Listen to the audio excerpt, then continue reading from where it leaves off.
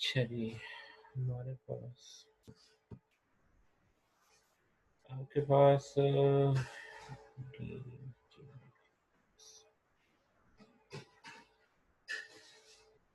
ये लिस्ट आप लोगों ने पढ़ा। इसमें अब कुछ चीजें जो हैं, जैसे आप लोगों ने पहले लिंक पढ़ा था। लिंक के अंदर आपने ये सेल्फ पेरेंट वगैरह ये देख लिया था। ये चीज देखी थी, target self blank parent of, कुछ याद पड़ा?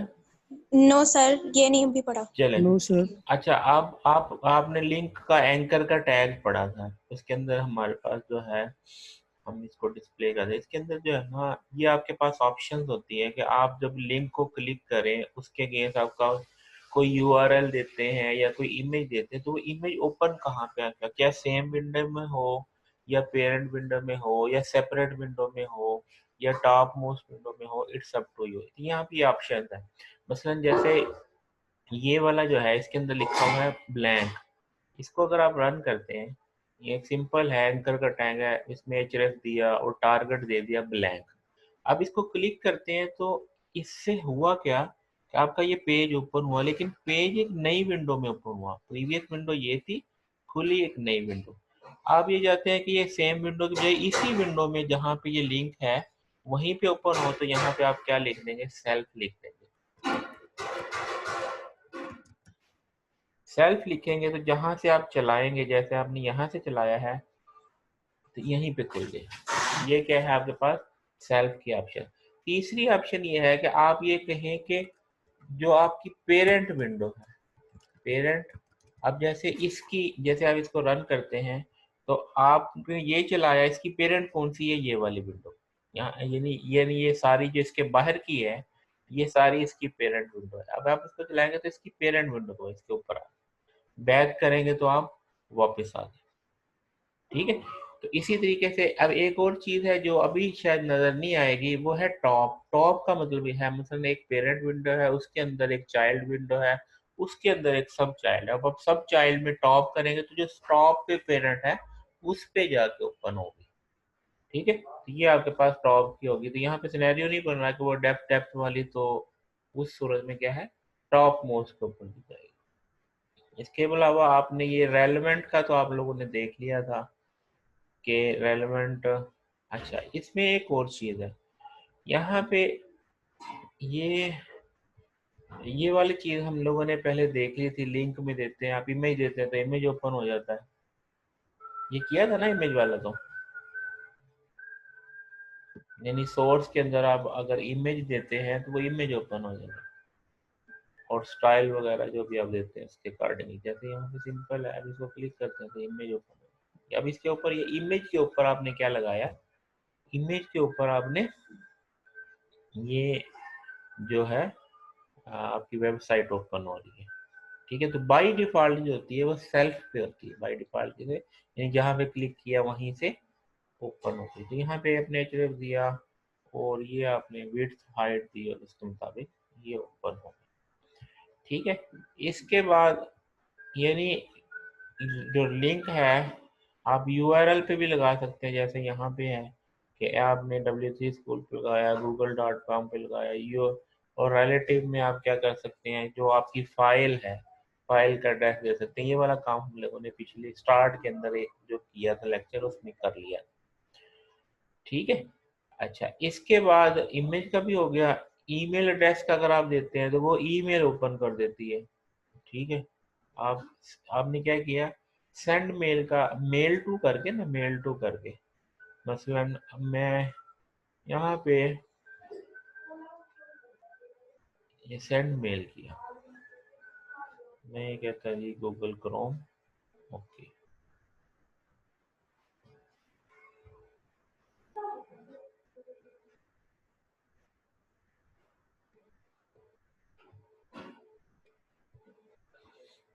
यहाँ पे अब इसके ऊपर क्या किया आपने, अब यहाँ पे तो वो लिखा नहीं ना मेल टू, यहाँ पे मैं अगर लिखूं पर किया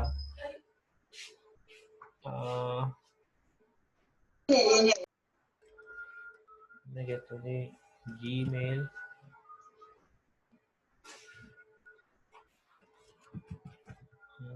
gmail.com, mail to gmail.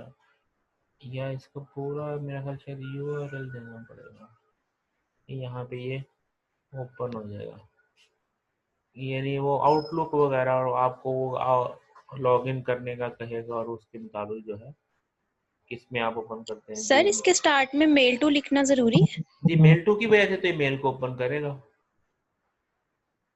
Okay sir. Mail to लिखेंगे तो वो मेल वो एज ए मेल ही लेगा ना। इसमें वैसे इसमें और चेक किया जा सकता है, मैं देखता हूँ शायद अगर वो चलता हो 76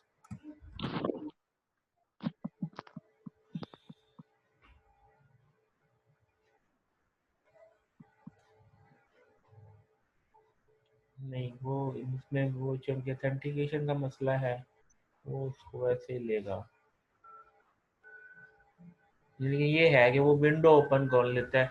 ये असल में ये यूज कहाँ पे होता है यार, आपको जब आपको फीडबैक वाली जगह बनी होती है जिसपे आप कहते हैं जी रिप्लाई करें, फीडबैक करें, तो फीडबैक के लिए जब आप फीडबैक पे क्लिक करते हैं तो वो आपकी मेल ओपन कर देता है कि आप पहले मेल में लॉग इन हो, फिर आप फीडबैक करेंगे। उसमें फिर फायदा ये होता है कि वहाँ पे इसकी और सेटिंग होती है, तो वहाँ पे ऊपर जो है वो क्या कहते हैं ईमेल एड्रेस लिखा हुआ आता है, तो आप फिर उसके ऊपर जो है वो कर देते हैं। ये उस सिनेरियो के लिए यूज होता है। अच्छा, इसके बाद बटन को एज ए लिंक बनाते हैं। बटन ऑलरेडी अभी आपने पढ़ा तो नहीं, लेकिन फिर भी बटन के अंदर उसका एक इवेंट होता है ऑन क्लिक पे, उस पर आप जो वो देते हो तो वो वहां पे चला जाएगा कि जैसे ही बटन को क्लिक करेंगे तो वो पर्टिकुलर पेज को ओपन कर देगा। तो इसमें आप वो भी सारी चीज़ें सेट कर सकते हैं, इमेज को भी कर सकते हैं, किसी वेबसाइट को भी ओपन कर सकते हैं। ये वाली चीज़ जो बटन पड़ेगा उसमें भी हो जाएगा टाइम भी। अच्छा, इसके बाद टाइटल के ऊपर भी आप कर सकते हैं। मसलन टाइटल में क्या है, मसलन आपके पास ये हमने ये किया, इसको सेट किया हुआ कि W3 स्कूल है ना, W3 स्कूल में HTML है, CSS है, जावास्क्रिप्ट है, मोर। तो अगर आप कहते हैं जी ये CSS वाली फाइल को खोलें, CSS वाला टैब को खोलें, यहाँ पे CSS कर दें, तो अब इसको रन करेंगे तो ये किसको खोलेगा, ये देखिए CSS ट्यूटोरियल। पहले कौन सा होगा था, HTML का। यहाँ पे देखिए ना, ये आपका है, ये यहाँ पे बने हुए HTML, CSS, जावास्क्रिप्ट, वो जिसको आप ओपन करेंगे वो उसी को ओपन कर देगा। मैं यहाँ पे कहते हैं PHP के ओपन कर दो, तो इसको रन करते हैं तो वो टैग कौन सा होगा, PHP का ओपन। PHP ट्यूटोरियल देख रहे हैं ना। इस तरीके से आप उस टैब को, तो ये टाइटल को ओपन करना होगा वेबसाइट के अंदर, पर्टिकुलर टाइटल पे जाके ओपन करना, तो इसके लिए आप ऐसे कर सकते हैं। उसके बाद ये रिलेटिव का आपने देखा था कि अगर आप HTTP के साथ देते हैं तो HTTP से ओपन कर देते हैं, और अगर आपका जैसे लोकल आप काम कर रहे हैं तो आप वो फोल्डर का नाम वगैरह देकर और फाइल का नाम देकर करते तो फिर वही फाइल ओपन होगी। ठीक है जी। इसके अलावा ये चीज़ें आपके पास हो गई, टारगेट हो गया, मेल टू हो गया, और ये सारी चीज़ें। इसमें आगे जो है हमारे पास कलर के लिए है कि आप इसको क्लिक करते हैं तो कलर वगैरह भी सेट कर सकते हैं। कलर क्या मतलब, different colour depend on whether it has been visited, unvisited और एक्टिव। ये इन चीज़ों को शो करता है। आपने देखो कुछ लिंक होते हैं, बना तो होता है लिंक के नीचे अंडरलाइन, लेकिन उसके ऊपर लेके जाते तो लिंक एक्टिव नहीं होता। या बाद दफा जब आप उसके ऊपर लेके जाते हैं कि ये अगर किसी ने एक दफा उसको विजिट कर लिया तो कलर चेंज हो जाता है।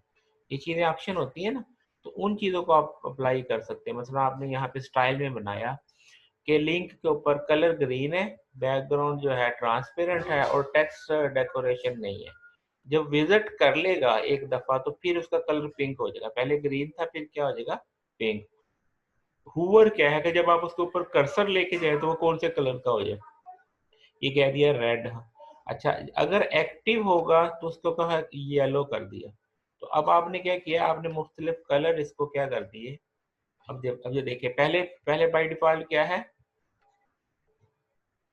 अब इसको एक मरतबा ये देखिए इसके ऊपर लेके जाते हैं तो रेड हो जाता है, इसको एक दफा क्लिक कर लिया और अभी जो कि वो अलग से खुल गया है, यहाँ पे आए तो अब ये जो है इसका कलर पिंक हो गया। होना तो ये चाहिए कि जब आप पहली दफा इससे पहले विजिट ना हो तो ये यहाँ पे ग्रीन आना चाहिए था, और ब्लैक किया तो इसलिए नई विंडो के ऊपर जाए।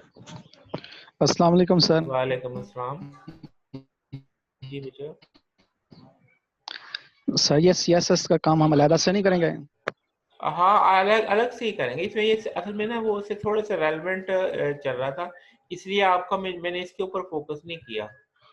ये इसके ऊपर फोकस नहीं किया कि आपको सिर्फ इस बात के ऊपर बताया कि इसमें अगर कर चलें। खैर, अगर आपको ये थोड़ा सा डिस्टर्बिंग लग रहा है तो इसको यहीं पे बात कर देते हैं, अगली चीज देख लेते हैं।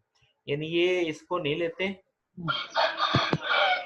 CSS को हम CSS के स्टाइल में स्टार्ट करके चलेंगे। अगली चीज है बुक ठीक। मार्क। बुक मार्क जो है वो है आसान ही चीज है। बुक मार्क का क्या मतलब है, इसको जरा अंडरस्टैंड करें कि आप इसको चलाते हैं, पर कि आपके पास ये है, आपने क्या किया, यहाँ पे आप कहते हैं ना गो टू चैप्टर 10, तो 10 के ऊपर ले जाएगा आपको।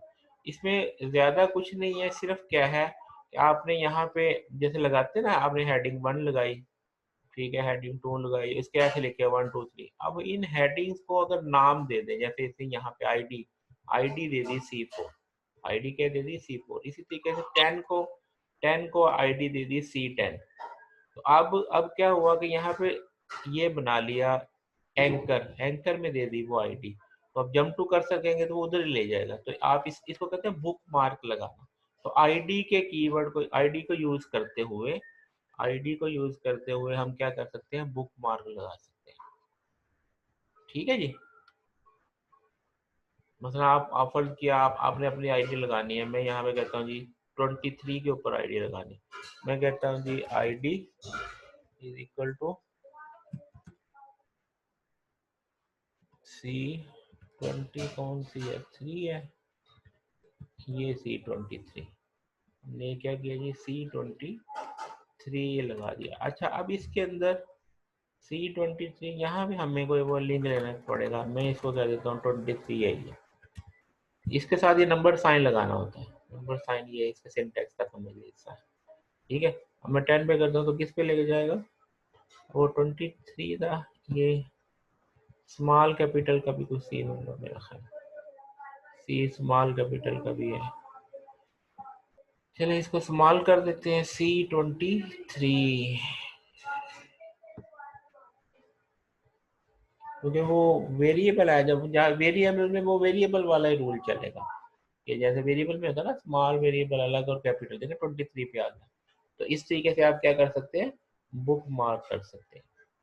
ठीक है, ये हो गया। HTML के लिंक के बाद हम लोगों ने एक काम किया था, इमेज। अब इमेज में भी कुछ चीजें हैं, वो उसको थोड़ा सा लाइट लिया था, उसको स्लाइड के मुताबिक चलाया था। इसमें कुछ चीजें और भी हैं।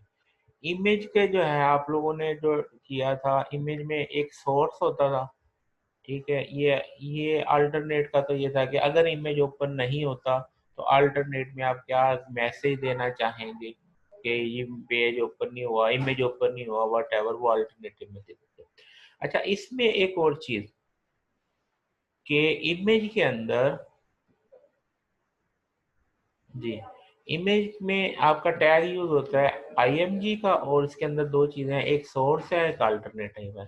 ठीक है, इसके अलावा यहाँ पे और चीज भी है इमेज के ऊपर कि आप इमेज का मैप बना सकते हैं। ये साइज वगैरह तो आपने देखा था कि किस साइज का आपने इमेज देना है, तो आप उस साइज का इमेज दे देते हैं, विड्थ हाइट दे देते हैं, तो उसी साइज का इमेज बनेगा। जैसे यहाँ पे देखिए ना, इसको आपने यहाँ पे साइज दिया, तो कम ज्यादा करते हैं तो वो उतना ही हो जाता है। ठीक है, इसको आप रन करेंगे तो ये वो देख रहे हैं इसके मुताबिक स्ट्रेचेबल। मैं इसको 300 करता हूँ तो ये उतना इमेज हो जाएगा। ठीक है, ये तो खैर एक नॉर्मल चीज थी। इसमें और भी है हमारे पास, मैप बनाना, हाइड भी कर सकते हैं इमेज को अनदर फोल्डर में। किसी और फोल्डर से लेना तो वो फोल्डर से देना पड़ेगा। ये चीज वैसे ही है जैसे पहले वेबसाइट से लेना है, वेबसाइट का वाला भी आपने कर लिया था। इमेज एज ए लिंक बनाना, ये चीज थोड़ी डिफरेंट। इमेज को क्या बनाना, एज ए लिंक बनाना। जैसे यहाँ पे आपने एक एक पेज बनाया हुआ है, यहाँ पे क्या करते हैं कि आप इस इमेज के ऊपर क्लिक करते हैं, वेब पेज ओपन हो जाता है। समझ आई बात की। डिफॉल्ट डॉट ASP किया तो ये डिफॉल्ट डॉट ASP क्या चीज है, आप लोगों ने ये पता है कि ये जो ASP होती है ना, ASP का जो होम पेज है उसको डिफॉल्ट नाम दिया जाता है। बाय डिफ़ॉल्ट क्या है, अगर डिफ़ॉल्ट डॉट ASP करेंगे तो जो होम पेज होगा वो उस पे ले जाएगा। तो ये क्योंकि यहाँ हमने डिफ़ॉल्ट डॉट ASP किया तो इसका जो होम पेज है वो हमारे पास आ गया।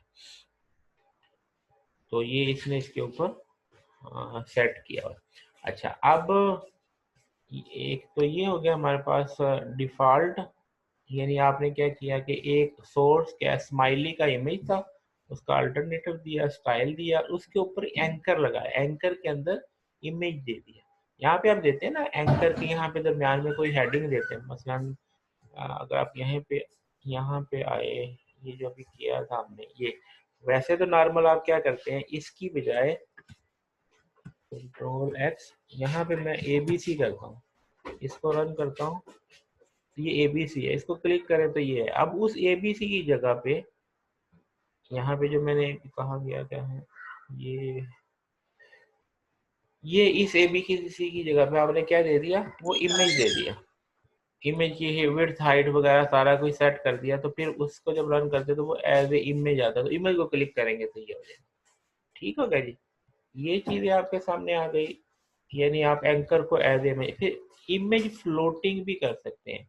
इमेज फ्लोटिंग क्या है, use the CSS float proper to set the image to right or the left of the text। अब लेफ्ट और राइट टेक्स्ट का क्या मतलब, इमेज लगाया, इमेज को क्या कर दिया, इधर राइट इधर लेफ्ट। कैसे किया, आपने यहाँ पे पैराग्राफ के अंदर इमेज लगाया, उसका अल्टरनेटिव लगाया, उसका फ्लोट राइट किया, तो यानी जस्टिफाई की तरह है, जस्टिफाई की तरह के इमेज राइट पे फ्लोट हो गया।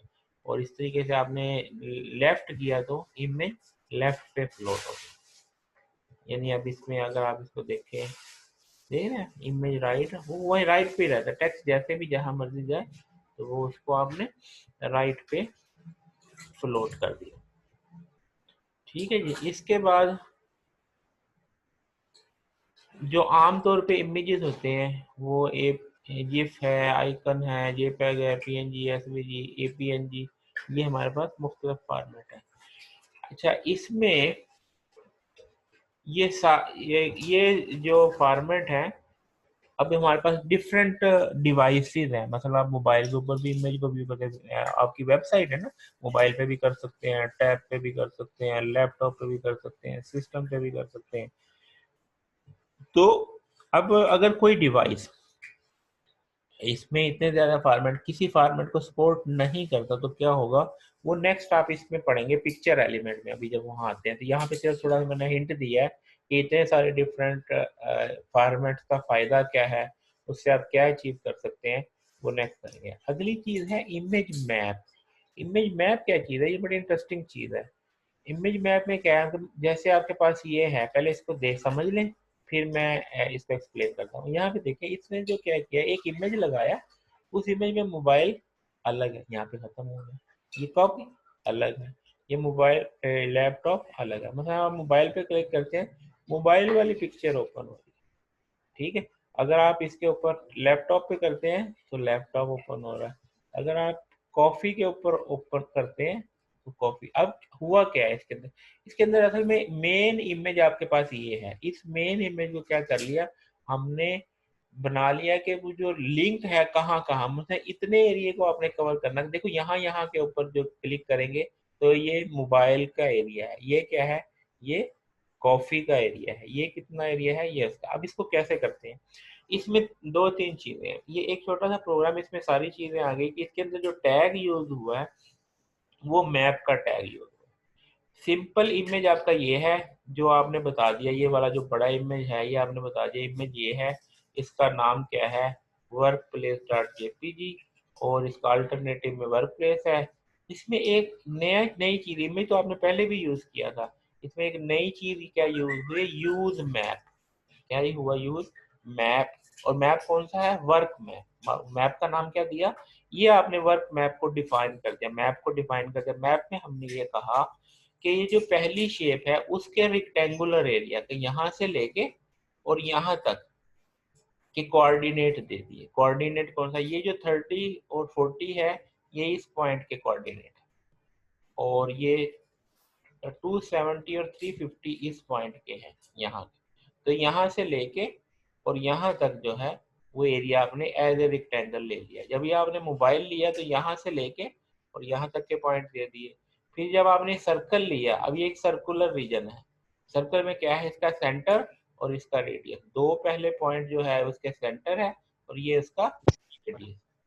अब इसको इसको यहाँ पे अब इसमें क्या हुआ, आपने कहा कि इमेज के अंदर, अब ये इमेज क्या है, इमेज एज ए एंकर के अंदर लगा हुआ है। यहाँ पे अगर ये देखें कि इमेज के अंदर आपने क्या बना लिया, यूज मैप बना लिया और ये मैप आपने दे दिया। और मैप में आपने कहा कि इस एरिया में अगर क्लिक होगा तो किसको ओपन करना है, यहाँ पे वो बना लिया href कि कंप्यूटर डॉट html को ओपन करना है, ये फोन को करना है, या कॉफी कप को, कॉफी डॉट html है, इसको ओपन करना है। ठीक है भाई। तो अब इसमें वही चीजें हो गई, आपका एंकर भी आ गया, href भी यूज हो गया, हाइपर रेफरेंस भी यूज हो गया। और हाइपर रेफरेंस ओपन कब होगा, जब इस एरिया के अंदर एरिया भी डिफाइन हो गया। तो इसमें दो तीन टैग यूज हुआ, इमेज का टैग, एरिया का टैग, और ये मैप का टैग, और हमारे पास ये यूज मैप, ये हमारे पास यूज हुआ है, जिसकी मदद से हमने क्या किया कि हमने इसको लिंक कर लिया।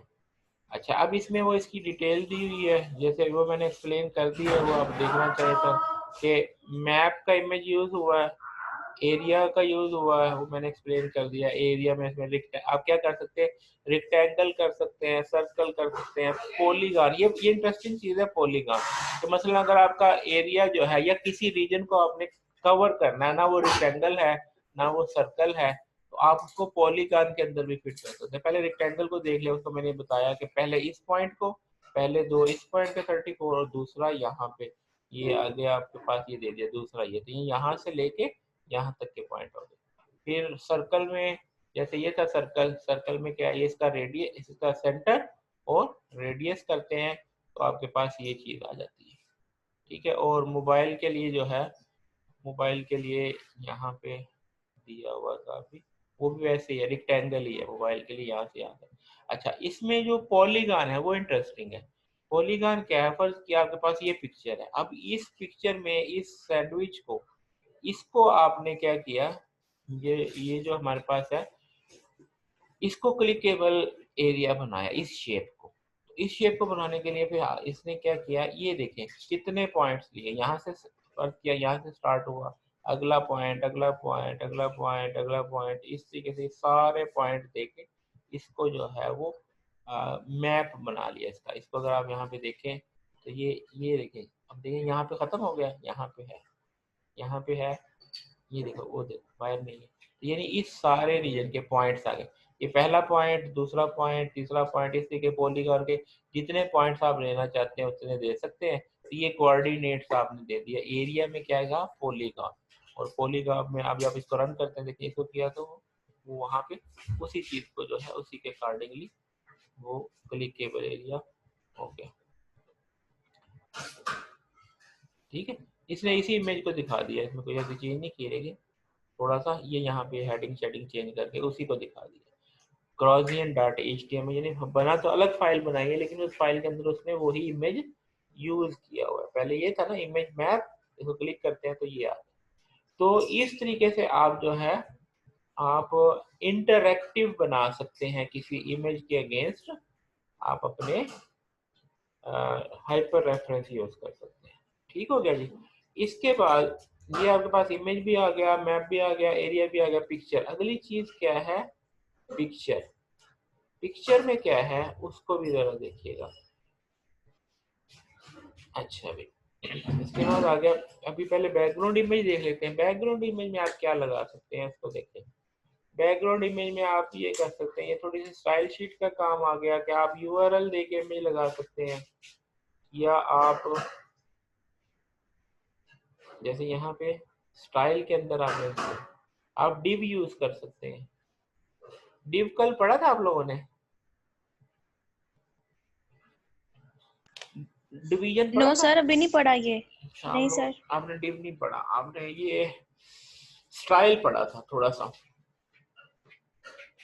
खैर, इसको जो है ना, इसको हम लोग करेंगे जब CSS को एज ए CSS पढ़ेंगे ना, फेस शेडिंग स्टाइल शीट, तो उसमें वो कर लेंगे। चले खैर, अभी इसको यहीं पे जो है ना देखते हैं। अब बैकग्राउंड इमेज में आप फिलहाल यही देख लें कि आप इमेज लगाते हैं तो वो बैकग्राउंड सेट हो जाता है। जो चीज़ इंटरेस्टिंग है वो ये है कि आप जैसे ये लगाया आपने, अगर आपकी इमेज का साइज छोटा है और एरिया ज़्यादा है तो बाय डिफ़ॉल्ट वो इस तरीके से कर देगा। ये देख रहे हैं, बाय डिफ़ॉल्ट क्या कर देगा, उन सारों को रिपीट कर देगा। अगर आप चाहते हैं कि ये रिपीट ना हो, आप चाहते हैं तो आपको साथ में क्या लिखना पड़ेगा, बैकग्राउंड नो रिपीट। वही सारी चीजें सेम है, सिर्फ क्या करेंगे, नो रिपीट करेंगे तो अब ये रिपीट नहीं होगा, एक ही इमेज दिखाएगा। देख रहे हैं, एक अगर आपने नो रिपीट नहीं लिखा, ऐसे ये खत्म करते हैं तो वो क्या करेगा, वो सारों को रिपीट कर देगा। ठीक है, और अगर आप ये लगा देते हैं तो फिर रिपीट नहीं करता। ठीक है, इसके अलावा आप कहते हैं बैकग्राउंड कवर करे, बैकग्राउंड क्या करे, कवर करे, cover the entire element, you can see the background size property to cover. आप उसका क्या है, साइज प्रॉपर्टी। अब यहाँ पे देखें, अभी आपने कवर कहा तो उसने पूरे एरिया को कवर कर लिया। अभी देखिए इसमें कम करेंगे, ज्यादा करेंगे तब भी ये कवर कर रहा है ना, क्योंकि आपने इसकी प्रॉपर्टी कवर की रखी। ठीक है, इसी तरीके से अगर आप इसको कहीं स्ट्रेच करें, अगली प्रॉपर्टी है आप इसको यहाँ पे क्या दिया है, कवर और नो रिपीट और फिक्स। अगर आप कहते हैं स्ट्रेच करें, जैसे ये है, जैसे ये है, अब इसमें क्या आपने कहा, फिक्स और बैकग्राउंड साइड 100%। अब यहाँ पे अब ये देखिए,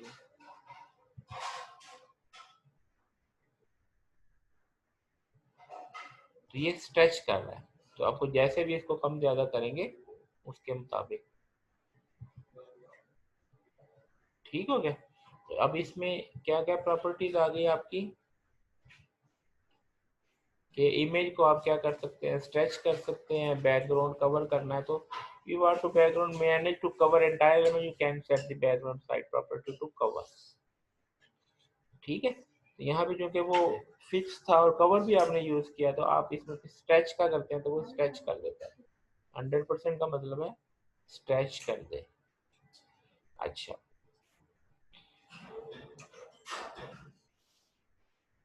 इसके बाद है पिक्चर एलिमेंट। वो जो मैंने आपको बताया था ना, मुख्तलिफ फार्मेट होते हैं, मुख्तलिफ फार्मेट। यहाँ पे आपके पास एक और टैग है पिक्चर का। Picture give the web developer more flexibility to specify image sources. क्या मतलब, फर्ज किया आपने ये किया, यहाँ पे कहा मीडिया के अंदर आपने इमेज दिया, एक फूड का दिया, एक कार का दिया, एक घर का दिया, और इसका आपने साइज दिया 654, 65 और ये without any size, default size. अब अगर इस इसको हमने रन किया, ये आपके पास आ गया, आपने रन किया, ये आ गया। अब अगर आप चाहते हैं कि ये इमेज जो है अगर मोबाइल के ऊपर नजर आए, तो मोबाइल की स्क्रीन तो छोटी होती है तो ये सारा नहीं नजर आएगा, या वो ये थोड़ा सा ब्लर हो जाएगा। अगर साइज चेंज करें तो पिक्चर चेंज हो जाए। अब ये देखें, मैंने साइज चेंज किया, तो उससे क्या हुआ, ये देखिए गर्ल आ गई, इसका साइज चेंज किया तो ये आ गया, ये साइज चेंज किया, तो यानी आपने इसको साइज के साथ के सेट किया कि अगर स्क्रीन 650 के राउंड है तो बड़ी पिक्चर आ जाए, अगर 465 के राउंड है तो छोटी पिक्चर आ जाए। अब आपकी मर्जी जो भी पिक्चर लगाएं, ठीक है, आपकी मर्जी जो भी पिक्चर लगाएं। तो और अगर स्मॉल है तो ये इसके मुताबिक। अभी देखें ये इमेज जो है ये आ सकता है इसके मुताबिक। तो इस तरह की ऑप्शन अगर आपने कोई सेटिंग करनी हो, यानी आप चाहते हैं कि जैसी स्क्रीन आ जाए वैसे उस तरह का इमेज आ जाए और क्वालिटी भी खराब ना हो, तो फिर आप इस तरीके से मल्टीपल सोर्सेज लगा सकते हैं। ठीक है जी। अच्छा, बाज़ दफ़ा ऐसे होता है कि अगर ये लास्ट में आप जो है ये इमेज देते हैं, इमेज का टैग देते हैं, यानी ये पिक्चर के अंदर इमेज इसलिए देते हैं कि ये, ताकि अगर कोई सपोर्ट नहीं भी करता किसी डिवाइस के अंदर, always specify image element as the last child of picture element. The image element is used by browser so that don't support the picture element if none of the source tag match. अगर कोई भी source tag match नहीं होता तो फिर वो image by default, ये वाला तो सब में सपोर्टेड होता है इमेज का, अगर पिक्चर में नहीं होता तो ये बाय डिफॉल्ट देते हैं। फिर इसके अलावा एक और भी चीज है पिक्चर का, bandwidth. If you have a small screen device, it is not necessary to load large image file. The browser will use the first source element with matching attribute value and ignore the following element. तो वो क्या करेगा, जो अब देखो ना, छोटा image लगाने का मकसद ये है कि ताकि छोटा इमेज लोड हो। अगर किसी के पास बैंडविड्थ थोड़ी है तो उसके के लिए लाइट वेट इमेज दे दें, आप स्मॉल साइज का दे दें, उसके लिए फिर आपके पास ये आप डिफरेंट ऑप्शन दे सकते हैं। डिफरेंट वैरायटी भी, फॉर्मेट भी डिफरेंट फॉर्मेट सपोर्टेड का मतलब है कि पीएनजी सपोर्ट करता है कि नहीं, मोबाइल जेपीजी करता है कि नहीं, जिफ करता है, तो जो सपोर्ट करता है वो वाला इमेज डिस्प्ले करवा देगा। ठीक है, अब एक ही इमेज के मुख्तलिफ फॉर्मेट में दे दे, ताकि अगर फर्ज किया नोकिया का था मोबाइल, वो कौन सा सपोर्ट करता है उसके वाला इमेज ओपन हो जाए, अगर वो आपने किसी दूसरे आईफोन पे किया वो जिसपे वो जो सपोर्ट करता है तो उसका इमेज ओपन हो जाता है। इस तरीके से आप जो है वैरायटी टाइप ऑफ इमेज एक ही टैग के अंदर दे देते हैं। ये पिक्चर के अंदर तो बेसिकली आप कलेक्शन दे देते हैं और फिर उस कलेक्शन की मदद से वो उसको मैनेज कर लेते हैं। ठीक होगा जी, ये बात भी सही होगी। उसके इमेज मैप आ गया, पिक्चर टैब आ गई, ये सारी चीजें। यहाँ तक कोई क्वेश्चन है तो पूछ लें। क्यों भाई?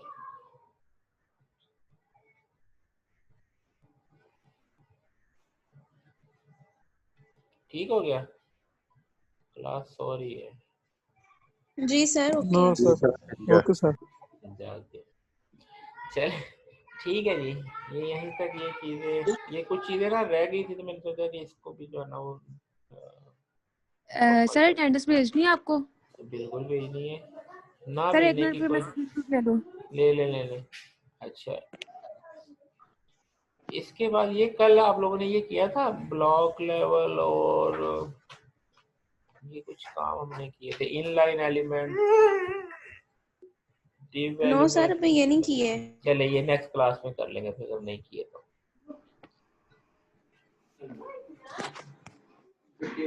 जी सर ले लिए। चलो, चलो।